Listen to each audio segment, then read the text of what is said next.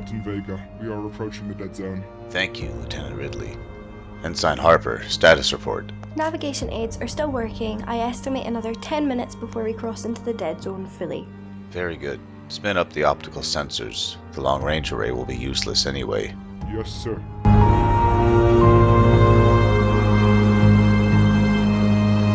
Captain Vega, the navigation aids have just gone offline. That isn't right. The charts have the dead zone as another 10 kilometers in front of us. And yet, we appear to be in it. Back us out, Harper. Tell me when the navigation aids re-engage. Yes, sir. Aids back online, Captain. Concerning. Harper, tune into a civilian broadcast. Doesn't matter what frequency. Then head for the dead zone. Yes, sir.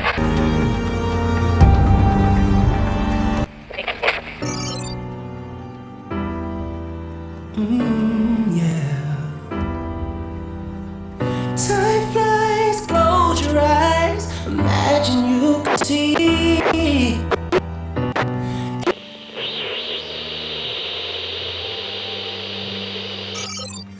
The situation is not conformant to the operational plan and contingencies. It would appear that the dead zone has expanded. Ensign Harper, mark our coordinate in the nav database and reverse course again.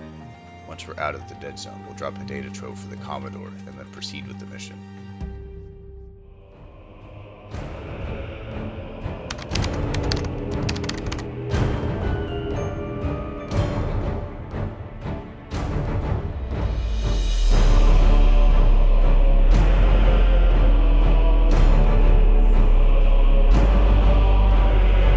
It is good to finally meet you, Lord Cersei. I've heard encouraging things. Archive. Jimmy speaks very highly of your talents. He is far too kind. Tell me, what exactly requires my attention? I have reason to believe that the IGL is constructing a battleship, and it's close to completion.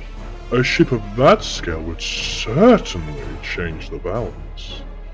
You're concerned the IGL may use it to pressure one of the newer factions? Or strike first, perhaps? I would like to know if that's their intent. Information like that doesn't stay quiet for long. Especially when fear does the work for you. Fear can be clarifying. Supreme Admiral Wolf shares my concern. The SCR would prefer events unfold sooner rather than later. Of course you would. A conflict born of panic rarely waits for preparation. Precisely. If certain factions believe that time is against them, they may act before the IGL finishes their work. And if the ship were already finished? Then the outcome would be inevitable. I see. I will look into what can be confirmed, and what might be useful to circulate. That's all I ask. You have my appreciation, Archive. Naturally. Until next time. Until then. He wanted you to leak it. He wants to believe he's the one setting the leak in motion. You think he knows? He knows I'm acting on my own interests. The spy master of Genesis would never assume otherwise. He likely even suspects I'm shaping the narrative beyond his intent. Then why proceed? Because he thinks my ambition ends at personal gain, influence, leverage, a stronger position at the table. It doesn't matter. And so long as he believes that... He doesn't see. What he can't see is you.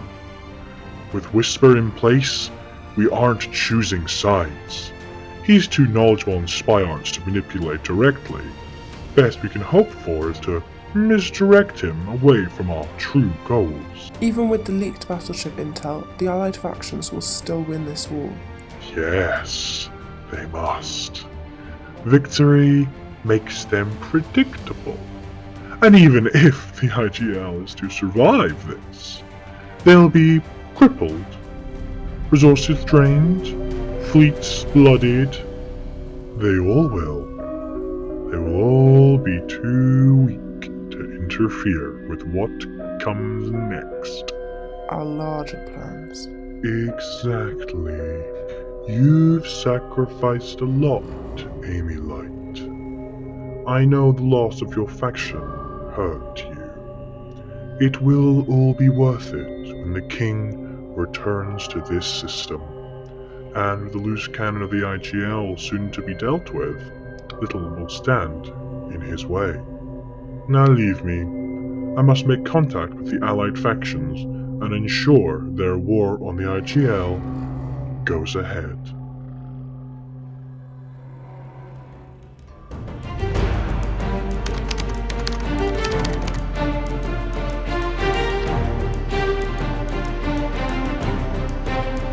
Fleet Admiral Ancient, General Corzo, it is good to talk to you again. The LTA and Fleet Admiral Shram has asked me to pass on their condolences for not being able to attend.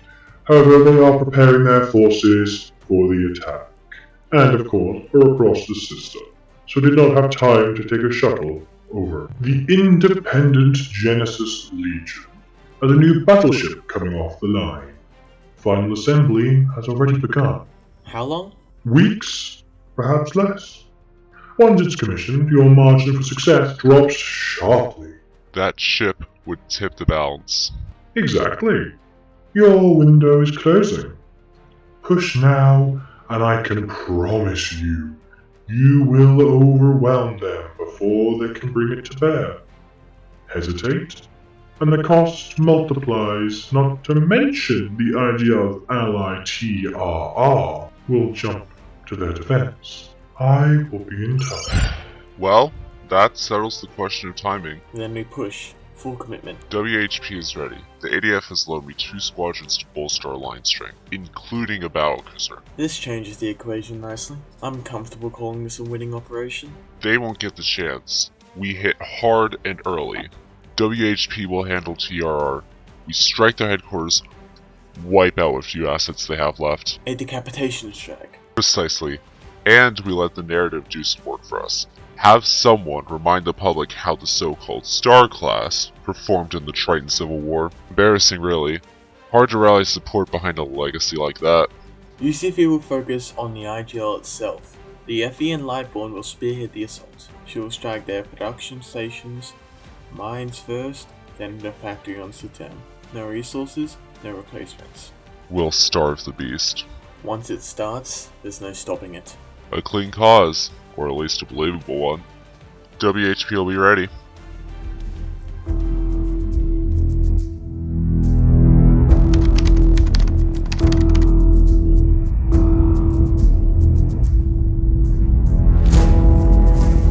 OPS, contact the Warden.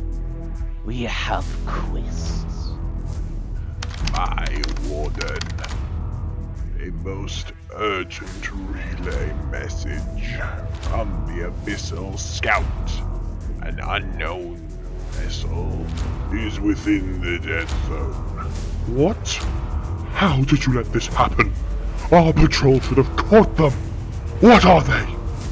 That destroyer. My Warden. Good. Yes. Yes. Good. Yes. No. Yes. This is still good. This is still good. Dispatch two of our cruisers to deal with this destroyer. Leave nothing to chance. If they make it to lifeboats, destroy them. We must assume they have found the relay satellites and are on their way to deliver the information to the system as a whole. We cannot allow this to happen. If the IGL or the Allied factions gets wind we are behind both sides of the false war and of the coming war, the plan will fall apart.